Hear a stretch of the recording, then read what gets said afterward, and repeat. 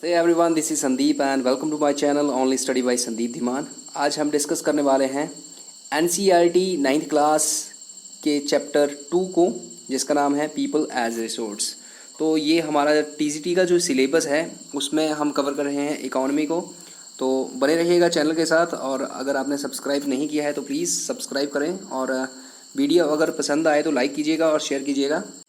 People as resource, अगर people as resource की बात करें हम, तो सबसे पहले हमें फैक्टर्स ऑफ प्रोडक्शन, जैसे कि हमने पिछले लेसन में पढ़ा था कि जो भी रिक्वायरमेंट्स हैं हमारी, उसमें आता है हमारे पास लैंड, लेबर, फिजिकल और ह्यूमन कैपिटल। तो इस लेसन में हम इस ह्यूमन कैपिटल के बारे में बात करेंगे। तो इसमें सबसे पहला फैक्टर जो है प्रोडक्शन का, वो है ह्यूमन कैपिटल। तो ह्यूमन कैपिटल में अगर हम बात करें तो सबसे पहले हम ये बात कर लेते हैं कि ह्यूमन कैपिटल जो है वो एक असेट है या फिर एक लायबिलिटी है। तो आंसर होगा ये एक असेट है, लायबिलिटी नहीं है। ठीक है, अब असेट क्या होता है, कई लोगों को पता नहीं होगा कि असेट क्या होता है। तो मैं बता दूं आपको कि असेट वो चीज़ होती है जिसके ऊपर आप इन्वेस्टमेंट ये सोच के करते हैं कि वो आने वाले टाइम में आपको फ़ायदा देगी, या फिर जो आपको फ़ायदा देती है वही असेट होता है। ठीक है, और लायबिलिटी क्या है, मतलब वो एक जिम्मेदारी, एक बोझ बन जाता है, वो चीज़ लायबिलिटी होती है। तो हम बात करें कि पॉपुलेशन जो है ये असेट कब बनती है, ये असेट तब बनती है या ह्यूमन कैपिटल तब बनती है जब हम इसके ऊपर इन्वेस्टमेंट करते हैं, इसके ऊपर इन्वेस्ट करते हैं।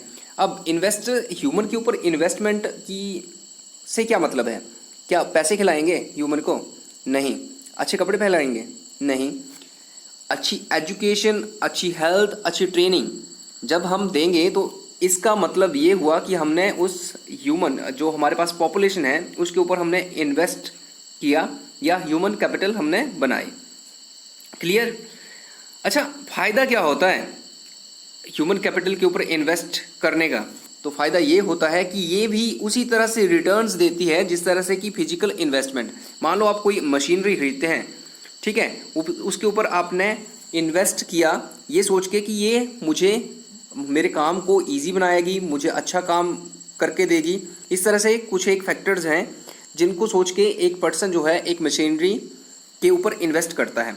उसी तरह से सेम चीज़ ह्यूमन के ऊपर भी अप्लाई होती है कि ह्यूमन के ऊपर अच्छी एजुकेशन और उसकी अच्छी हेल्थ, ट्रेनिंग, इसके ऊपर इन्वेस्टमेंट करके हमें आने वाले टाइम में अच्छे रिटर्न्स मिलेंगे, यही सोचकर इन्वेस्ट किया जाता है ह्यूमन कैपिटल के ऊपर या पॉपुलेशन के ऊपर। ह्यूमन कैपिटल बनाया जाता है उसको। ठीक है, अब देखो कि अच्छा, जब डेवलप हो जाएगा, मतलब हमने एजुकेशन दे दी, अच्छी हेल्थ है, अच्छी ट्रेनिंग है, फिर क्या होगा? फिर ये होगा कि ये जो ह्यूमन कैपिटल है ये हायर इनकम का रिजल्ट देगी, और इसके साथ साथ एडवांटेजेस होंगी सोसाइटी को, और ये जो है एक सुपीरियर रिसोर्स बन जाता है। ठीक है, सुपीरियर रिसोर्स से क्या मतलब है, मतलब कैसे बन जाता है? आपको पता है ना कि हम मशीनरी तो खरीद लें, लेकिन उसको चलाएगा कौन? पता है, ह्यूमन चलाएंगे ना। तो अच्छा, पॉपुलेशन जो है एक, ये तो मैंने आपको क्लियर कर दिया कि जब हम इन्वेस्ट करते हैं, अगर इन्वेस्ट करते हैं तो वो असेट बनेगा, और अगर इन्वेस्ट नहीं करते हैं तो वो लायबिलिटी होगी, एक बोझ बना रहेगा इकोनॉमी के ऊपर भी और देश के ऊपर भी। ठीक है, अच्छा, उसके बाद ये बात कर ले हम कि एजुकेशन की हमने बात की, तो एजुकेशन का क्या रोल रहता है, क्या करती है एजुकेशन? तो सिंपली मैं बता दूं कि आप एजुकेशन ले रहे हैं तो इससे क्या होगा, क्वालिटी इंप्रूव हो रही है आपकी, मतलब पॉपुलेशन की क्वालिटी इंप्रूव हो रही है। और साथ में जब इंप्रूव हो जाएगी तो यही जो एजुकेशन है यही डिसाइड कर रही है कि आगे ग्रोथ रेट क्या रहने वाला है। अगर आज आप अच्छे से पढ़ रहे हैं तो आगे की लाइफ जो है आपकी अच्छी होने वाली है। ठीक है, तो यही एजुकेशन जो है यही डिसाइड करती है कि आपको आने वाले टाइम में आपकी क्या ग्रोथ रहेगी, क्या ग्रोथ रेट मिलेगा। ठीक है, अच्छा, एजुकेशन जो है किस तरह से गवर्नमेंट को देनी चाहिए या कैसे दी जाती है? तो सबसे पहले देखो, यूनिवर्सल एक्सेस होना चाहिए। अब एक्सेस से क्या मतलब सब तक पहुंच होनी चाहिए एजुकेशन की। सब तक पहुंच से क्या मतलब ऐसा कोई भी बच्चा या कोई भी पर्सन ऐसा ना बचे जो कि चाहता हो कि वो एजुकेशन ले, लेकिन किसी भी कंडीशन से, किसी भी कारण से वो नहीं ले पा रहा है, तो उस तक ये पहुंच बनाना एजुकेशन की वो ले पाए। ठीक है, अब दूसरी चीज़ जो क्वालिटी है एलिमेंट्री एजुकेशन की, सबसे पहले तो उसको इम्प्रूव करना पड़ेगा। ठीक है, उसके बाद स्पेशल एम्फेसिस जो है ये देना होगा गर्ल एजुकेशन के ऊपर। गर्ल्स, देखो महात्मा गांधी ने क्या बोला था, महात्मा गांधी ने बोला है कि अगर आप एक लड़के को एजुकेट कर रहे हैं तो मतलब आप एक पर्सन को एजुकेट कर रहे हैं, अगर एक गर्ल को एजुकेट कर रहे हैं तो आप एक फैमिली को एजुकेट कर रहे हैं। तो इस चीज़ को आपने ध्यान रखना, मैंने एक्स्ट्रा बता दिया आपके सिलेबस से। दूसरा, एस्टैब्लिशिंग न्यू स्कूल, तो नए नए स्कूल खोलने चाहिए ताकि मतलब गांव में दूर दराज कई बार होता है कि दूर जैसे जगह होती हैं तो वहाँ पर लोग जो हैं एजुकेशन नहीं ले पाते हैं, नहीं पहुँच पाते हैं स्कूल तक। तो इसी वजह से क्या है वो एजुकेशन से दूर रह जाते हैं। तो हमें क्या करना चाहिए, अच्छे एजुकेशनल इंस्टीट्यूशन जो है मतलब नए स्कूल जो है ओपन करने चाहिए। उसके बाद वोकेशनल एजुकेशन का भी हमें स्कूल्स में ही प्रबंध करना चाहिए ताकि जो अनएम्प्लॉयमेंट की समस्या आती है आगे वो ना रहे। ठीक है, उसके बाद इंक्रीज इन एक्सपेंडिचर, मतलब जो एजुकेशन के ऊपर जो हम खर्च कर रहे हैं हमें उससे ऊपर, उससे आगे जाना चाहिए और ज़्यादा खर्चा हमें एजुकेशन के ऊपर करना चाहिए, इन्वेस्ट करना चाहिए। ठीक है, अच्छा आउटकम्स क्या होती हैं, तो आउटकम्स मैंने ऑलरेडी बता दिया आपको कि जो पॉपुलेशन होगी वो इम्प्रूव हो जाएगी, अच्छी स्किल्स होंगी, अच्छा काम करेंगे। ठीक है, तो ये चीज़ें हैं।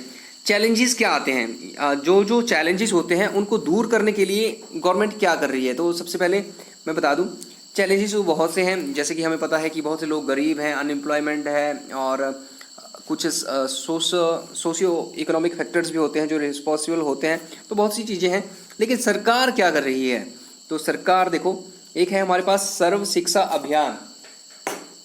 सर्व शिक्षा अभियान initiative by the central government. तो ये एक सेंट्रल गवर्नमेंट का इनिशिएटिव है और है क्या, टू प्रोवाइड एलिमेंट्री एजुकेशन, किसको, 6 से 14 साल के बच्चों को। और साथ में मतलब जो छूट गए हैं, जिन्होंने किसी कारण से स्कूल छोड़ दिया था, वो वापस स्कूल आए। ठीक है, ये भी इसका एक ऑब्जेक्टिव है सर्व शिक्षा अभियान का। उसके बाद सरकार ने मिड डे मील स्कीम चलाई है। हाँ, मुझे लगता है इसको एक्सप्लेन करने की ज़रूरत नहीं है। अच्छा ये बताइए कि मिड डे मील स्कीम जो थी ये कब शुरू हुई थी, कमेंट करके बताइएगा अगर आपको पता है।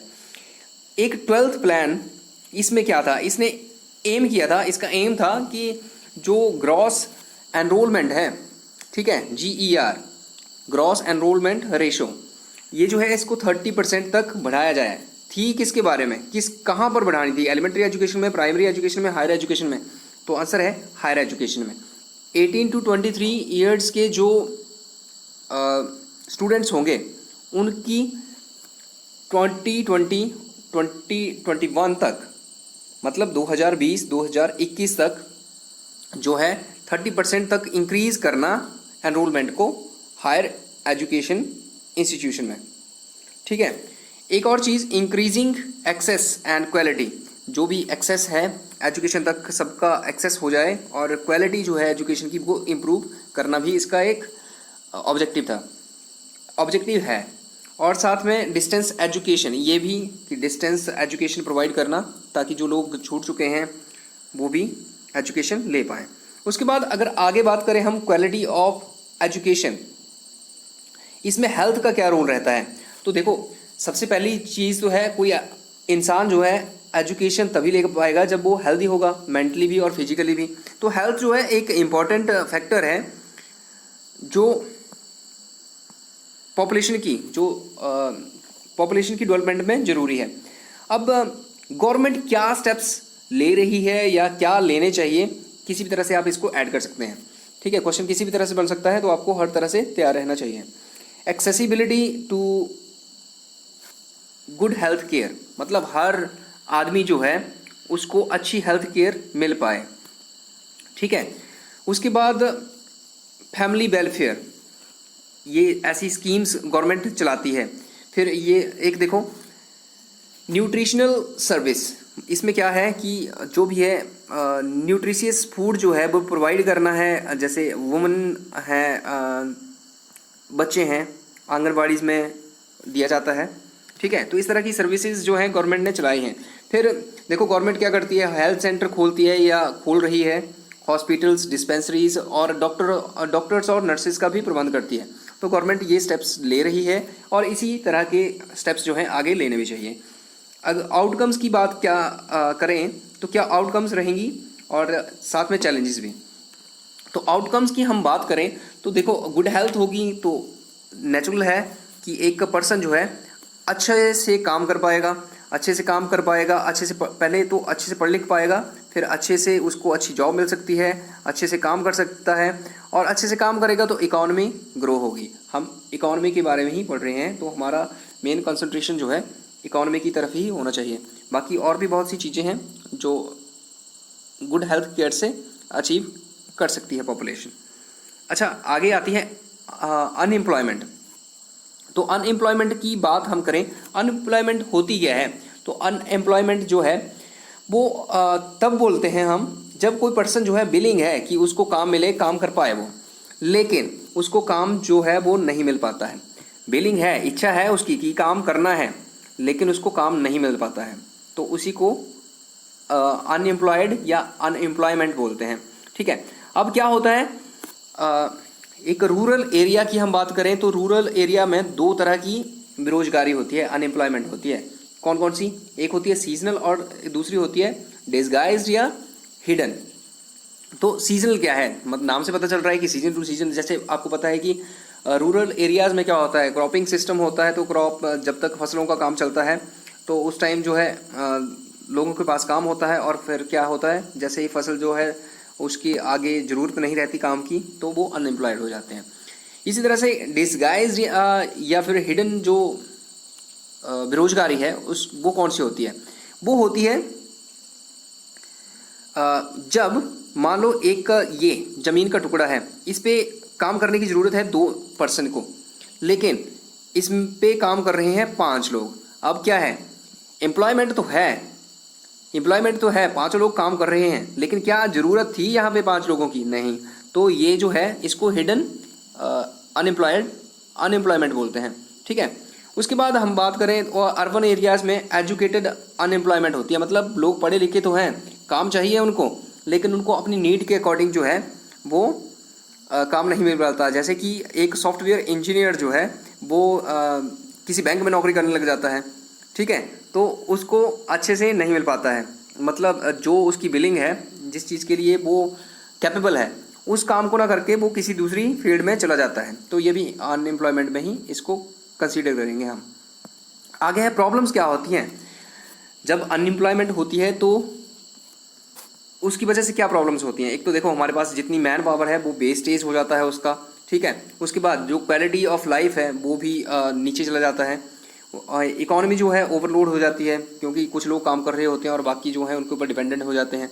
और बहुत से लोग जो हैं, जैसे मान लो किसी एक बच्चे का पापा जो है अनएम्प्लॉयड हो जाता है, तो क्या होगा, वो बच्चे को स्कूल से निकाल लेगा, तो मतलब इससे क्या होगा, विड्रॉल फ्रॉम स्कूल ये भी इंक्रीज होगा और इकॉनमी जो है वो डिप्रेस्ड हो जाएगी।